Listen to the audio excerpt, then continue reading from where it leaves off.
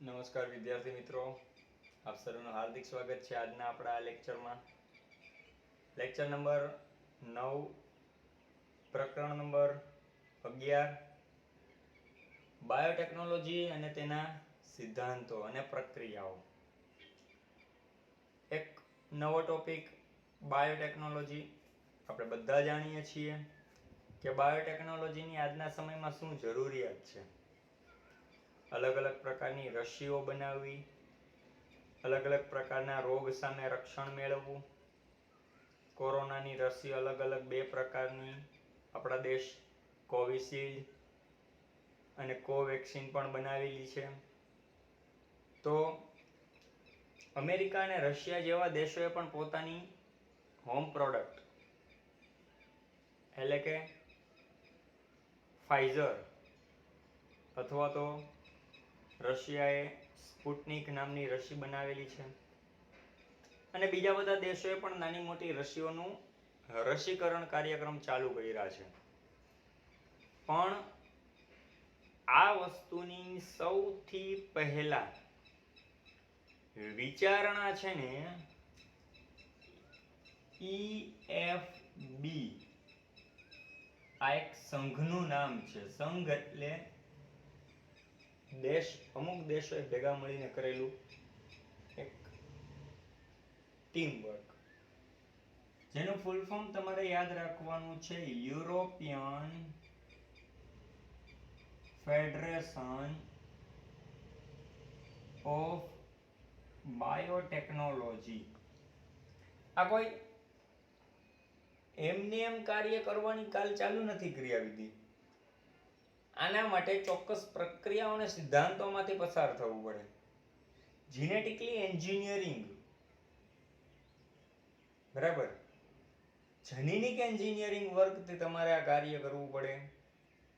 આના માટે એક ચોક્કસ પ્રક્રિયાઓ છે, અલગ અલગ તબક્કાઓમાંથી આને પસાર કરવામાં આવે છે અને અલગ અલગ મુદ્દાઓને ધ્યાનમાં રાખી આ બધું જ આગળ વધવાનું થાય છે.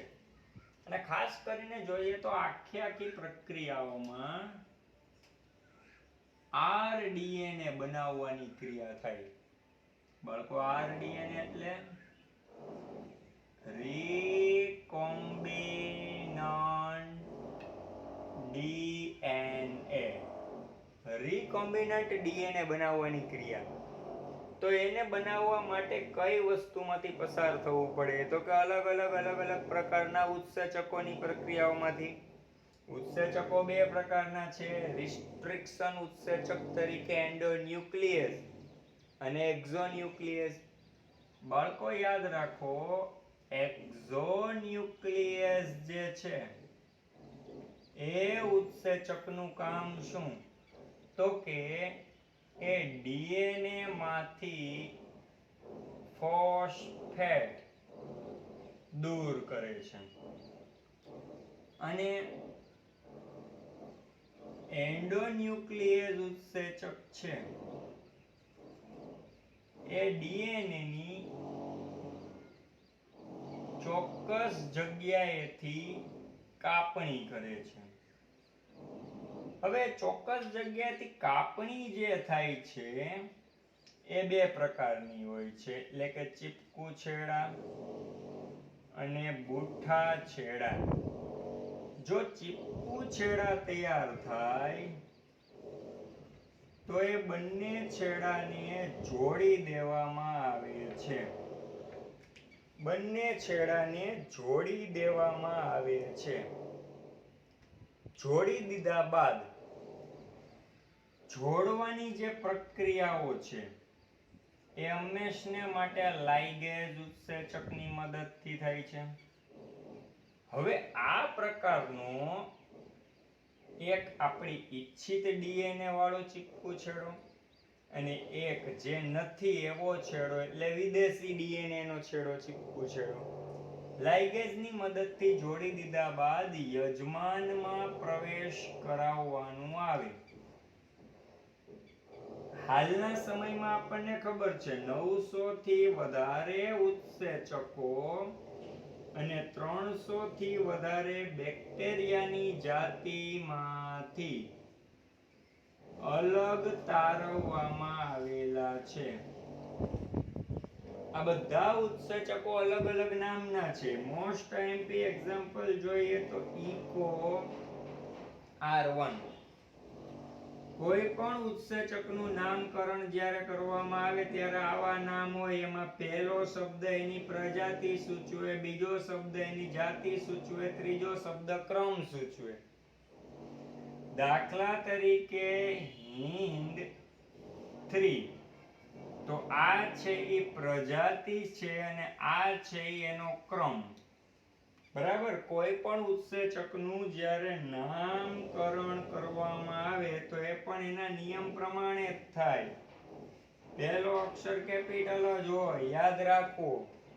આમ આવા નિયમોની મદદથી ડીએનએ બાયોટેકનોલોજી કાર્ય કરે છે. હવે કરવામાં શું આવે છે તો કે જે રીકોમ્બિનન્ટ ડીએનએ બન્યો, આરડીએનએ બન્યો છે, એ આરડીએનએ ને યજમાનમાં ઉમેરવામાં આવશે. યજમાનમાં જે રંગસૂત્ર અને ડીએનએ છે એની સાથે આપણું ડીએનએ કમબેક થશે, જોડાઈ જશે, પેર બનાવશે, જોડી બનશે. એના ડીએનએ માંથી આરએનએ બને તો આપણા ઈચ્છિત ડીએનએ માંથી પણ આરએનએ બને. એના આરએનએ માંથી પ્રોટીન બને તો આપણા પણ ઈચ્છિત ડીએનએ ના આરએનએ માંથી પ્રોટીન બનશે. અને એવું પ્રોટીન આપણા રોજિંદા જીવનમાં સૌથી વધુ કાર્યરત લાગશે. બાયોટેકનોલોજીનો મુખ્ય હેતુ આ એકમાત્ર છે કે સૂક્ષ્મજીવોની મદદથી આપણે સૂક્ષ્મજીવોની મદદથી આનો ઉપયોગ વધારીએ. પાઠના મોસ્ટ આઈએમપી અન્ય ટોપિક સામે આપણે નજર ફેરવીએ તો શું છે સૌથી વધુ તો કે ડીએનએ ના ટુકડા કરવા અને ડીએનએ ટુકડાઓના ખંડનું પૃથ્થકરણ કરવું. એ ટૂંકનોંધ સૌથી વધારે મોસ્ટ આઈએમપી છે. શું તો કે ડીએનએ ખંડોના ટુકડા, ડીએનએ ખંડોના ટુકડા અને તેનું પૃથ્થકરણ. ડીએનએ ખંડના ટુકડા અને પૃથ્થકરણ, આમાંથી મોસ્ટ આઈએમપી એમસીક્યુ પૂછાવાની શક્યતા વધારે છે. ડીએનએ ખંડોના ટુકડા અને પૃથ્થકરણ અલગ અલગ ઉત્સેચકોની હાજરીમાં રાખતા ડીએનએ ના ખંડના ટુકડા થાય છે. કોઈ નાના ટુકડા થાય, કોઈ મોટા ટુકડા થાય. ડીએનએ ઋણ વીજભારિત છે એને ધન વીજભાર તરફ ગતિ કરાવવા પડે તો અહીંયા ને અહીંયા મોટા ટુકડા, નાના ટુકડા, અતિશય નાના ટુકડા કે ખૂબ મોટા ટુકડા હોય. પણ જ્યારે વિદ્યુત ભારની સાપેક્ષે રાખવામાં આવે તો ડીએનએ ના ટુકડા, નાના ટુકડા ખૂબ દૂર સુધી ગતિ કરશે અને મોટા ટુકડાઓ ઋણ વીજભારિતની નજીક રહેશે. હવે નાના ટુકડાઓને અલગ કર્યા બાદ એને ઠંડો ઇથેનોલ ઉમેરી અને એ ટુકડાને સ્થાયી કરશે. ખાસ યાદ રાખજો શું ઉમેરશે? ઠંડો ઇથેનોલ. સ્થાયી કર્યા બાદ એમની અંદર ઇથિડિયમ બ્રોમાઇડ થી અભિરંજિત કરશે.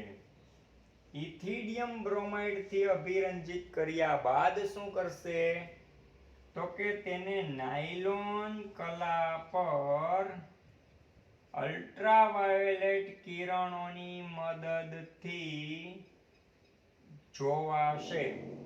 અને જ્યારે અલ્ટ્રાવાયોલેટ કિરણોની મદદથી એને જોવામાં આવે ત્યારે એ નારંગી રંગના પ્રદર્શિત થાય છે. તો આ મુદ્દાઓને ખાસ મગજમાં તમારે રાખવાના છે. પહેલા નજર ફેરવી લો, જોઈએ એટલી એવી નાની એવી કે ભાઈ ખરેખર છે શું. બરાબર. પછી તમારા માટે મોસ્ટમાં મોસ્ટ આઈએમપી જો આની અંદરથી પ્રશ્ન પૂછાઈ શકે એવા હોય તો એ છે સક્ષમ યજમાન. યજમાનને આપણે કેપેબલ બનાવવા, જેથી કરીને એ વસ્તુ સક્રિય રીતે આગળ વધે. સક્ષમ યજમાન, બરાબર, કે ભાઈ યજમાન છે સક્ષમ હોવા જોઈએ, નથી તો એને કેમ બનાવવા? આપણું રીકોમ્બિનન્ટ ડીએનએ છે એને ઉમેરવું છે, તો યજમાનને સક્ષમ કેમ બનાવવા? રાઈટ. હવે બાળકો, યજમાનને સક્ષમ બનાવવા માટે અલગ અલગ પદ્ધતિઓ છે.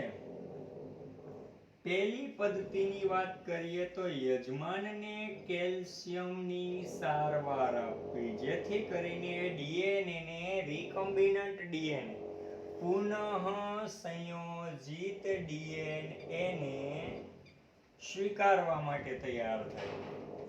માની લઈએ કે હજી યજમાન સ્વીકારવા તૈયાર નથી, તો એમને પહેલા સૌથી ઠંડા પ્રદેશમાં રાખવા, એટલે બરફ ઉપર રાખવા, પછી ગરમ કરવામાં આવે, અને ફરી પાછું પછી બરફ ઉપર રાખવામાં આવે તો કદાચ યજમાન આ રીકોમ્બિનન્ટ પુનઃ સંયોજિત ડીએનએ ને એક્સેપ્ટ કરી લે છે. માની લઈએ કે એ વસ્તુ એ ન કરે, તો ત્રીજો મુદ્દો આવે છે સૂક્ષ્મ અંતઃક્ષેપણ, જેને આપણે આપણી ભાષામાં કહીએ છીએ માઇક્રો ઇન્જેક્શન. અતિ સૂક્ષ્મ નાના એવા ઇન્જેક્શનની મદદથી આ બેક્ટેરિયા છે દાખલા તરીકે, તો એની અંદર અતિ સૂક્ષ્મ ઇન્જેક્શનથી રીકોમ્બિનન્ટ ડીએનએ જે છે એને ઇમ્પ્લિમેન્ટ કરવું, એટલે સ્થાપિત કરવું.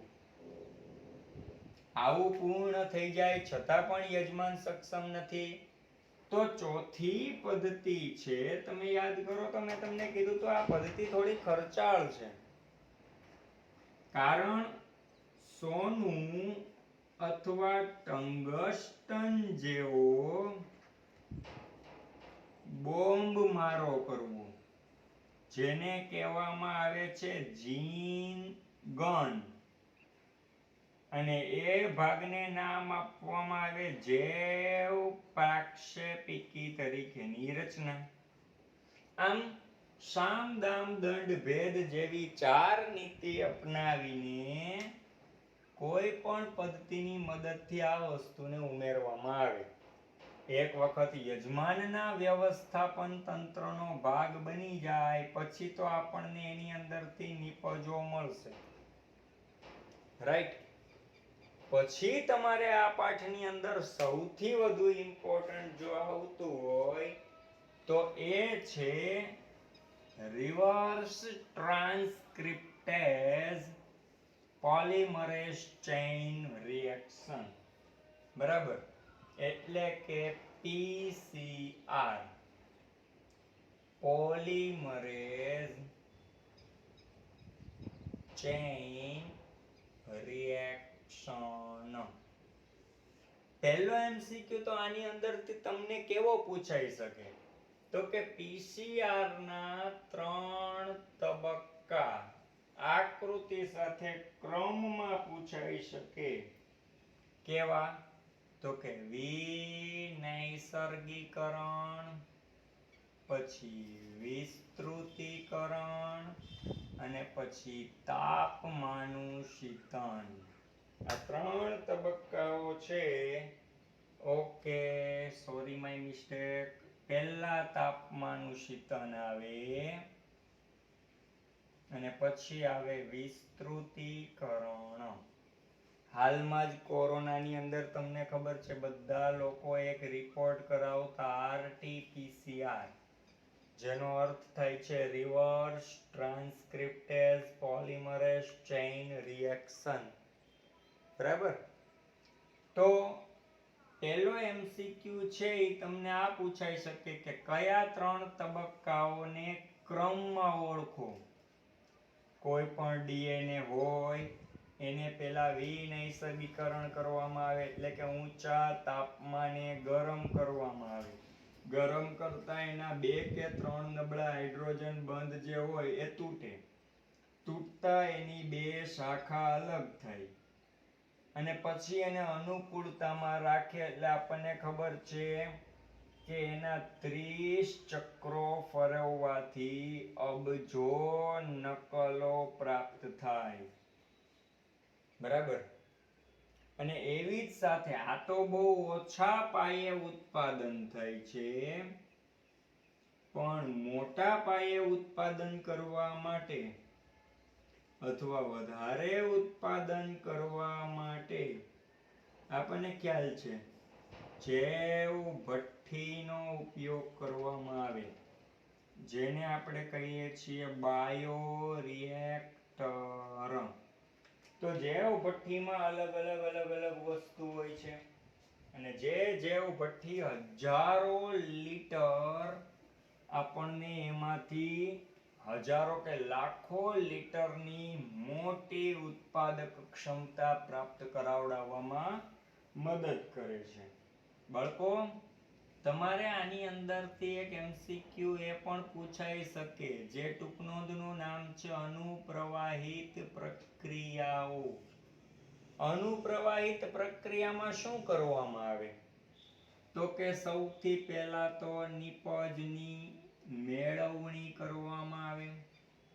ભાઈ નિપજ મેળવી ગયું છે, નિપજને મેળવાઈ ગયું છે, પછી નિપજની ચકાસણી કરવામાં આવે કે શું આપણે જે જોઈતી હતી એ નિપજ આપણને એ જ મળેલી છે કે બીજી. બરાબર. નિપજની ચકાસણી કર્યા બાદ નિપજને શુદ્ધ સ્વરૂપે પ્રાપ્ત કરશે. શુદ્ધ સ્વરૂપે નિપજને પ્રાપ્ત કર્યા બાદ શું કરશે?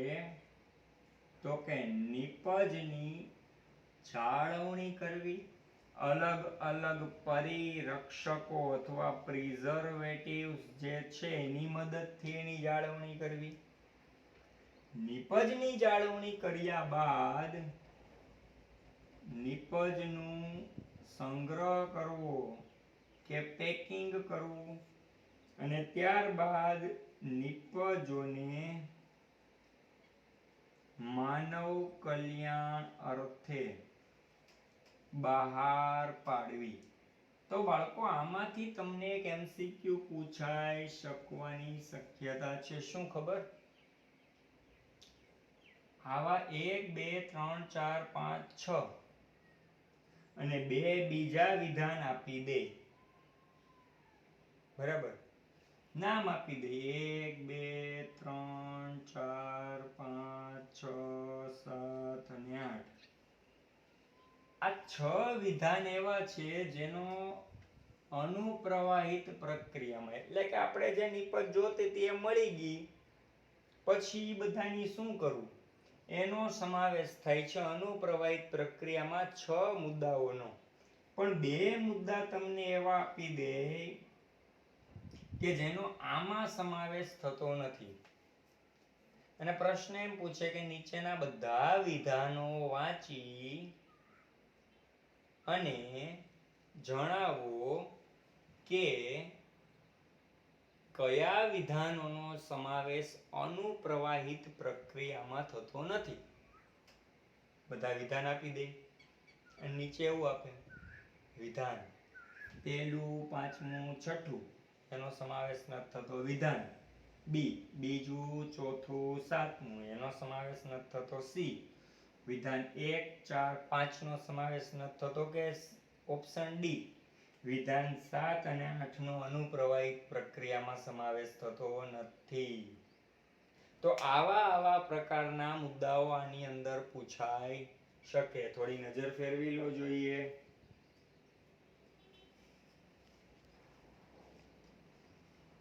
ઓકે, તો હવે પછી આપણે 11મા ચેપ્ટરના મુદ્દાઓની નોંધ કરી.